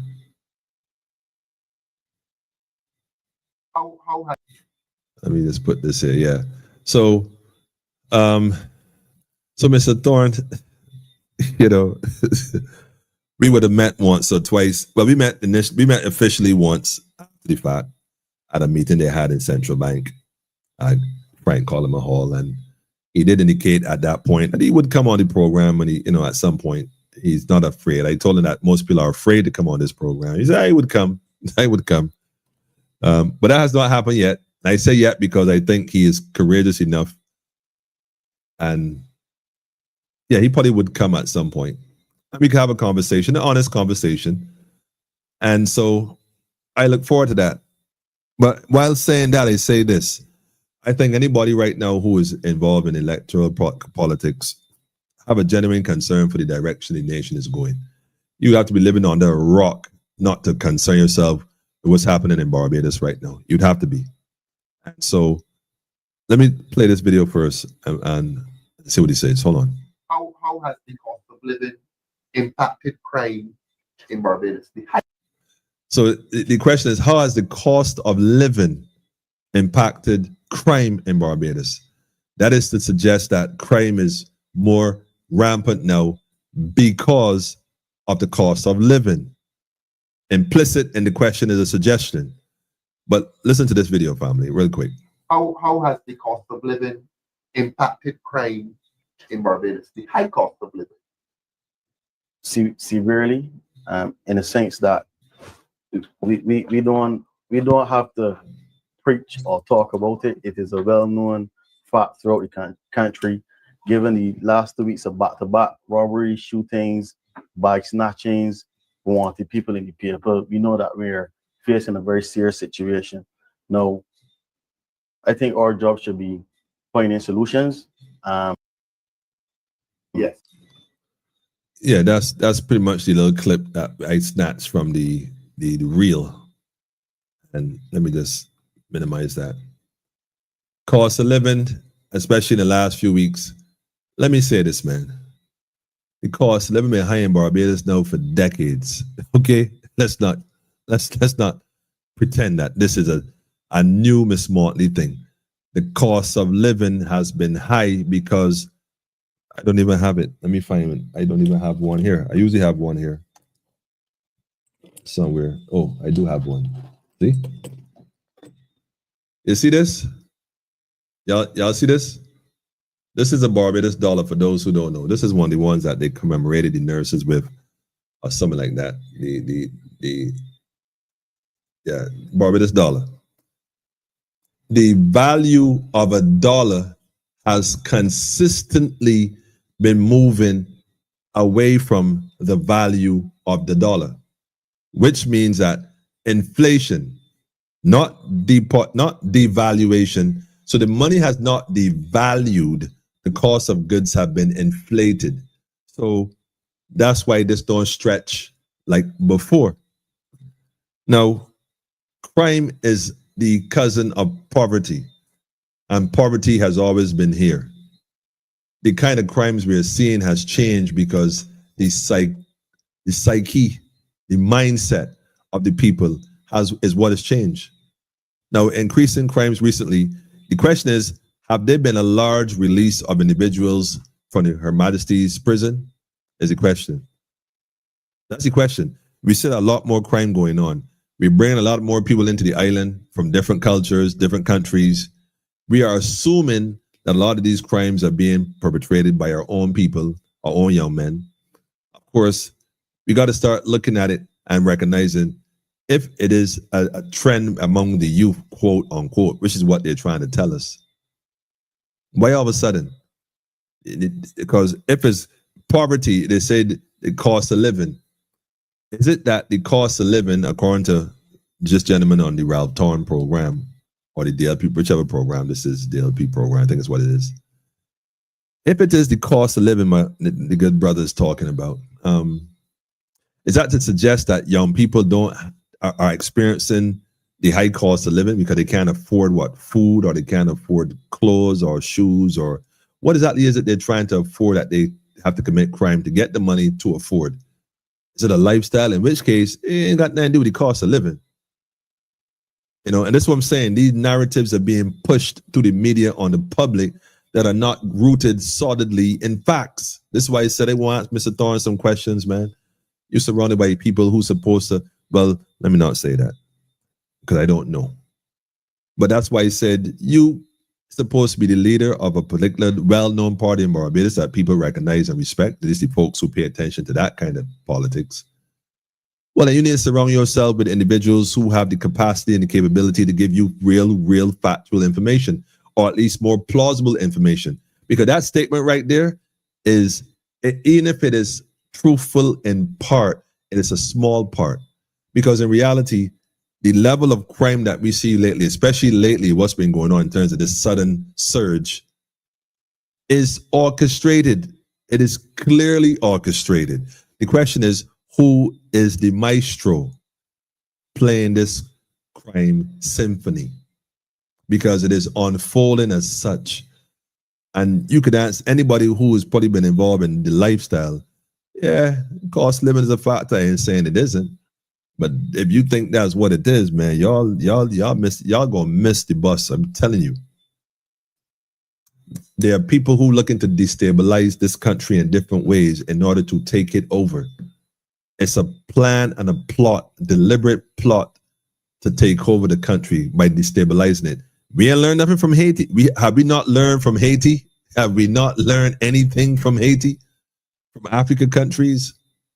How they use the government and the politicians to bring guns in, destroy the youths, destroy the economy, destroy everything, then come to the rescue. We blaming the youths and the cost of living. Man, listen. Anyhow, let me get up out of here. It's been a while. Let me go. Pedro, where you at, man? Hang on. They said, because mom is puppet, gotta play her cards correct for the script. We watching a movie. It's a movie, all right, but guess what? In the movies, man, some actors really do get hurt, huh? Them stumped double. In fact, in the movies, sometimes they got stumped doubles. But believe you me, people do get hurt on a set here. Don't get tired with it. I think it's response. I think I saw that one.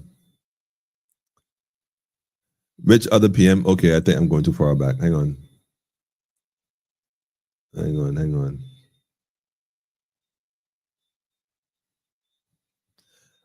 is doing that. She is told financially system belongs to someone else.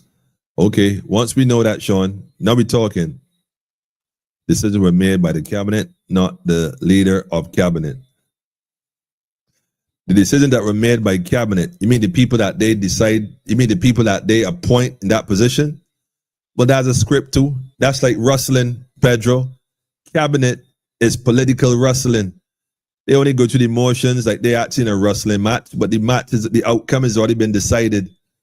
And that is what we don't respect and don't understand. And we get there and support different individuals. So when you got individuals that actually go into that arena and don't practice according to the playbook, you know, they get rid of them. Or they get rid of them. For sure. For sure. Everybody else, they're allowed to stay. They're allowed to stay. I've seen enough videos with cabinet and the Senate and all of them sitting down talking. How do we get a fade shirt? Inbox me, inbox me, inbox me. Real thing. The reason why they do that is so that people think that there's a difference. That there's a big difference between the two when there's no difference at all.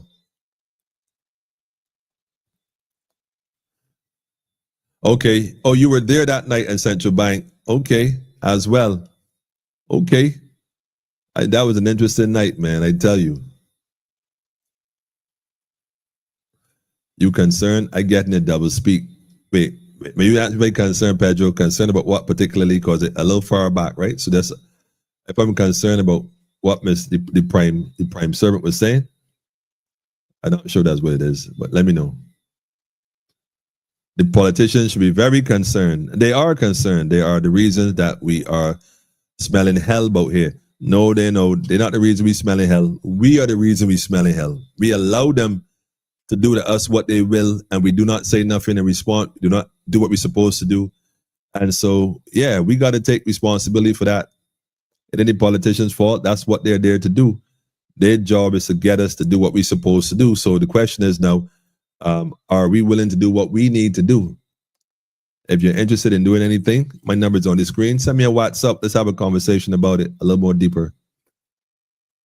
I always felt PM Stewart was carrying baggage from way back before he entered politics. Yep, that's how he came across to me. Yeah, man. When I said he gave me that story, man, it would have been touching had he not. It would have been touching had he done. I could hear Pedro in my head now, you know, like they can't do nothing for you. So, but we met about the youth program. It was about the youth program helping the youth in Barbados at the time. And so to give me a story about his childhood as a youth coming up and how he came through and his mother and whatnot. I mean, to share that detail with his mother, especially with his own mother, and then not help the youth. Well, you know what? Perhaps they helped the youth by not interfering with us, I suppose. Because I suppose if they wanted to stop us, they probably could have. But by not stopping us, I suppose that is as much as they could have done. Because they did not get any orders from up the ladder to do anything. I can leave that at that. I find the cost of living has gotten higher though. Well, the cost of living is going to get, well, the cost of living isn't higher.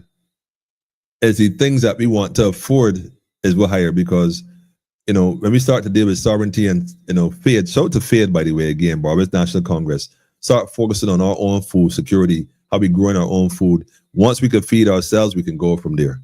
Because the food that we grow, that we feed ourselves, and the excess food that we start to sell and distribute, perhaps regionally or internationally, will bring in resources that we can help each other and maybe help, you know, build and strengthen our own society and economy.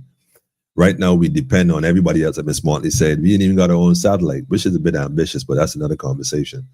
But yeah, though, the price of goods is the same, but items getting smaller.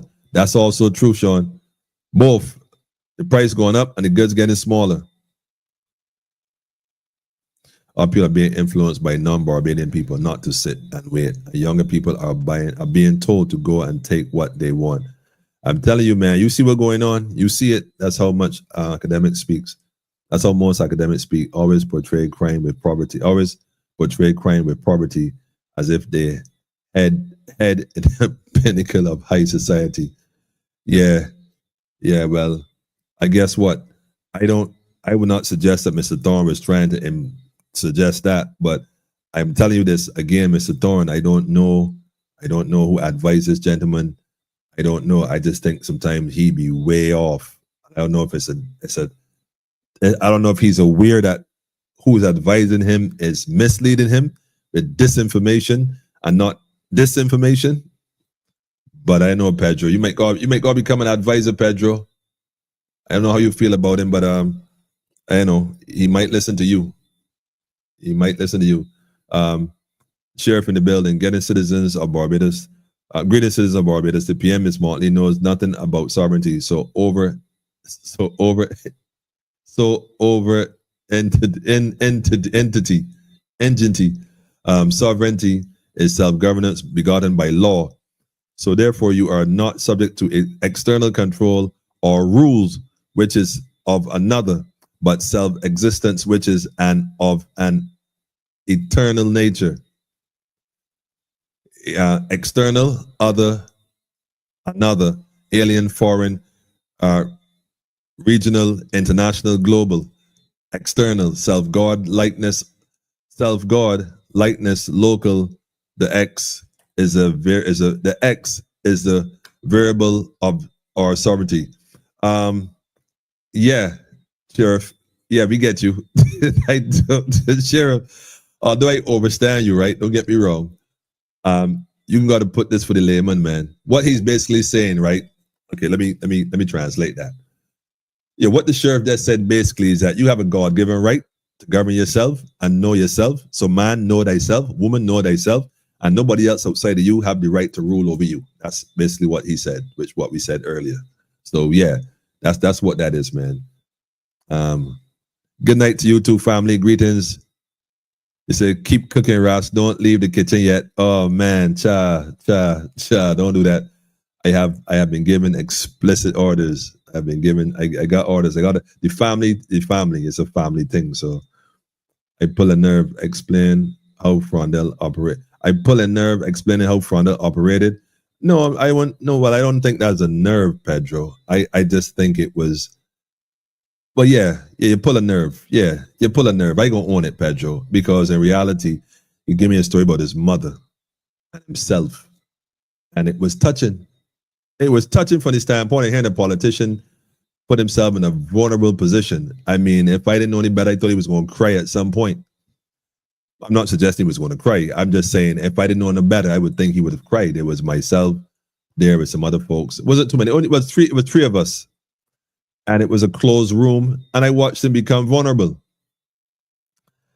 But then to not help the youths after telling us what you did, what you shared, was like, Chado, boy, these people really don't care. So it was a wake up call. And not that I needed another one. I had at that point, I had sufficient wake up calls, but it was just like, Chad, boy, I mean,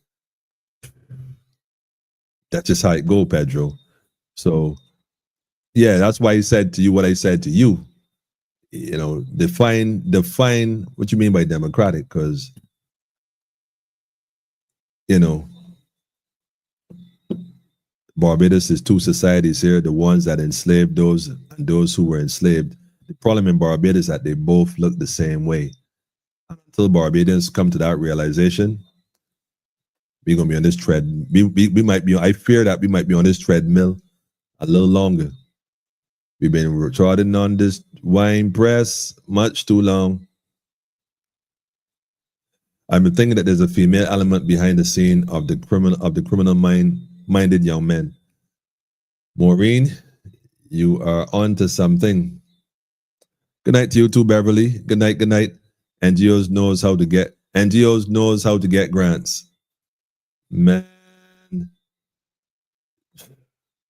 it's funny. That is so funny. You're right. You're right. They know. They know all right. They also know when to walk away from selling the people short. Pedro, remember that. Miss Cleo or somebody else. Welcome, Cheryl. I see you now tuning in, Miss Lovell. All right, good, good, good. Folks are coming in after the fact. Listen, I gotta go, peoples. It's been a while. It's been a while. Man, about that last time that I saw you, was opposite Cape Shepherd a Saturday morning. I did promise a link with you. We have a lot to talk about. Okay. I know who this is at this point. Now listen, my number on the screen right there. Somewhere. 246-838-8253. Send me a WhatsApp message. Let me reason, not a problem. In fact, look, Pedro, you can't make it up. The youths right now got skills in agriculture, and we got 5 acres of land to work with. So we gonna work this thing out, man. Straight up. If the people elect an administration to improve the lot of the people, then how is the people fault when the politicians are criminally minded? Well, that's just it. If the people elected an administration that was criminal to start with, then they're gonna be criminal after the fact. Why the people can't recognize the difference between the two? Because perhaps the people don't know themselves. Because knowing yourself would allow you to recognize things in the early. You know what I mean? He felt when I was scamming them. No, I don't think he felt that. I don't think Mr. Fondel's story is an intelligent man. He's an educated man. Let me rephrase that. He's an educated man. And I'm certain that he would have done some due diligence. But I'll tell you what it probably was, Pedro, what it always is. You know what I'm saying? The Rasta man, you see, Haile Selassie the first. That's, they may not want to tell you that. But I've met individuals who boast about getting funds and assistance from the government for programs that if I didn't know any better, I would think they stole. But I will leave that at that. While not doing any work, whereas those who are doing work, and if you check it out anywhere, you see that they were doing work. You ask anybody, they were actually doing work. So it wasn't a scam. They were actually working, financing themselves in most cases, to the point where some of them were even evicted from their residences. Don't even start me on this, man. Gave all to the people, betraying the statement that was told, don't go poor, trying to help the poor. Trust me, Pedro, they know it wasn't a scam. The truth is, according to according to Stephen Lashley,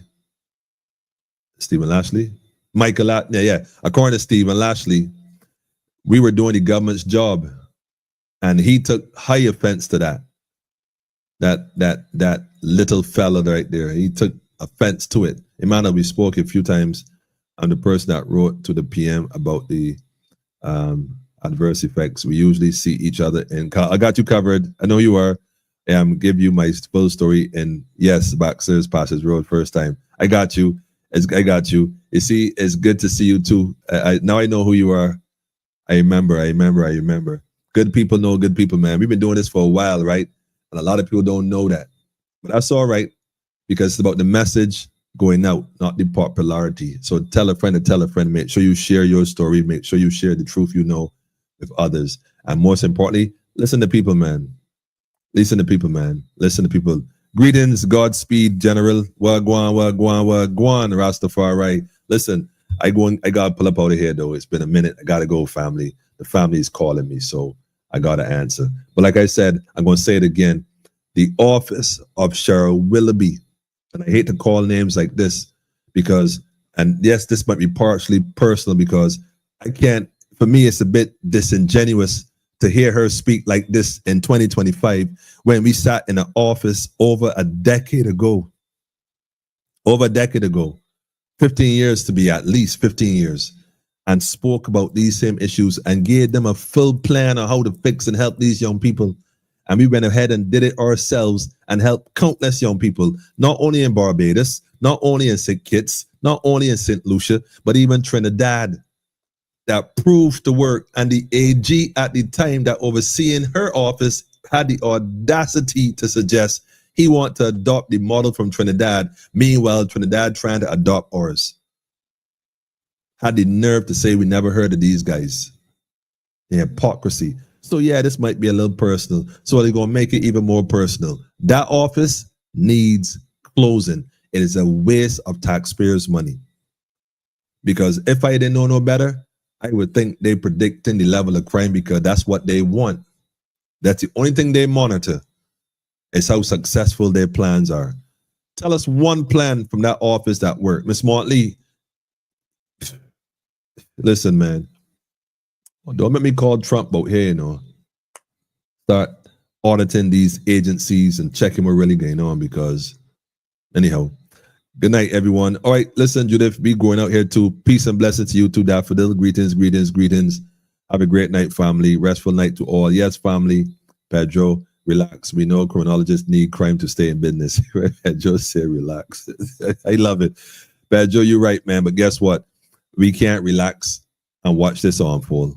We who know better will be judged on not what we did, but rather what we did not do that we could have done that we did not do.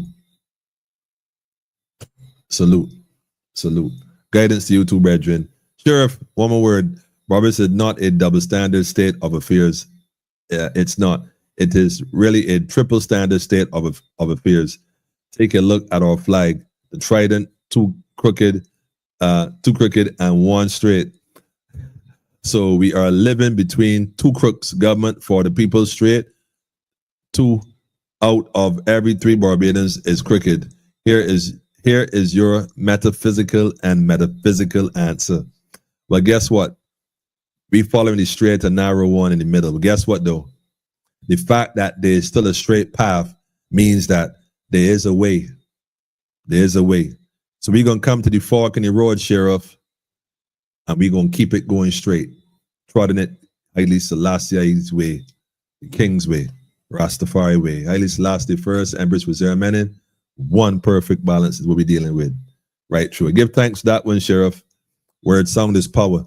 Anyhow, family, we got to get some folks come on tonight, man, and drop the science. We got to interview the sheriff one of these nights. And Pedro won't come. I gave him the link, but he won't come. That's all right, Pedro. We know. Yeah, look, see, they got you covered, man. I see y'all here tampering my thing. It's all right. I see winner, man. I see winner. That's all right. We're living in a different state here now. Listen, family, do me a favor. Go watch Enemy of the State. Yes, I said it before. Go watch it again.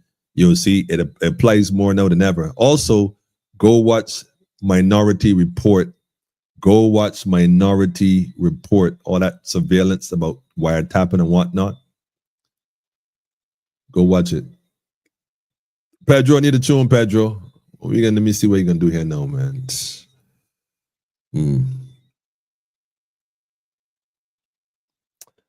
I could do this one for Bishai, man. This is Bishai. I got to do this one for the elder. Wait, I don't know if I should do this one, though. Let me try to find a different version of it. Hang on.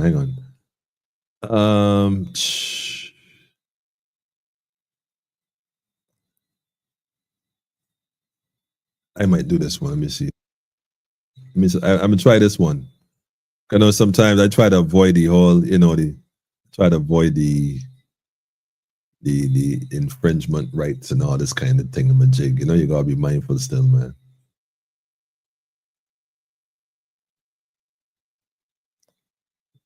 Yeah, I don't want to.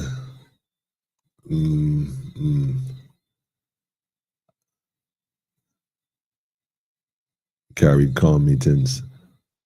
Y'all know that Trinidad Prime Minister, but she said she was busy. She didn't boycott it. She was busy, although she said it was useless. But I know where that comes from, man, because recently Ralph been making some statements, man. He been speaking a lot lately about some things, man. But anyhow, let me see if I can play this one here. Look, hang on.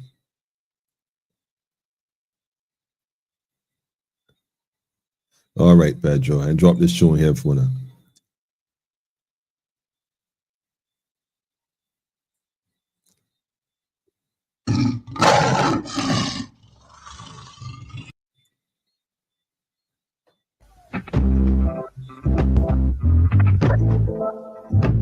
Yes, family. Movement of the people.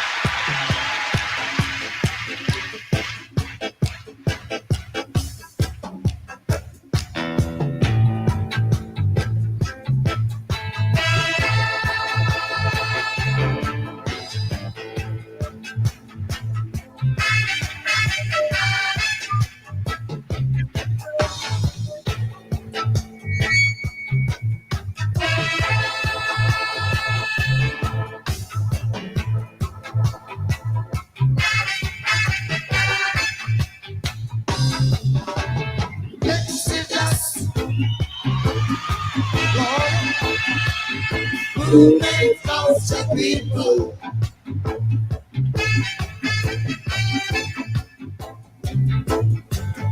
It's a dust. It's the Exodus time, family. Oh yeah. Movement of the people. Can't change Egypt by trying to get elected. You got to come out of her. Say, men and people will fight you down Yes, when you see Jah light. Rastafari. Let me tell you, if you're not wrong, where everything is alright, so we're gonna walk You walking, Pedro. through the roads of creation. You walking, Pedro. We the generation Out to all the youths, man. tried through great tribulation. In this Exodus, It's time to come out of Egypt, family. oh yeah. Both physically and mentally. Movement of the people. It's time to make a movement happen, man. Barbados National Congress. Real movements, family. You don't need no permission. Exodus, Anytime you're looking for permission, any single time you asking for permission, movement of the people. you are a slave. Well. Open your eyes. Open your eyes, family. Look within. Are you satisfied You satisfied, Beverly? with the life you're living? We know where we're going. That's right, that's right. We know where we're from. One Caribbean, man. We're leaving Babylon, y'all. Shout out to Kiata, man. Going to our father's land. Shout out to Kiata for sure. Exodus. Movement of Jah people. Yeah.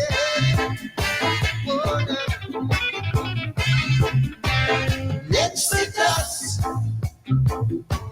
A friend to tell a friend, family. Movement of the people. Monday, Tuesday, Wednesdays, and Fridays.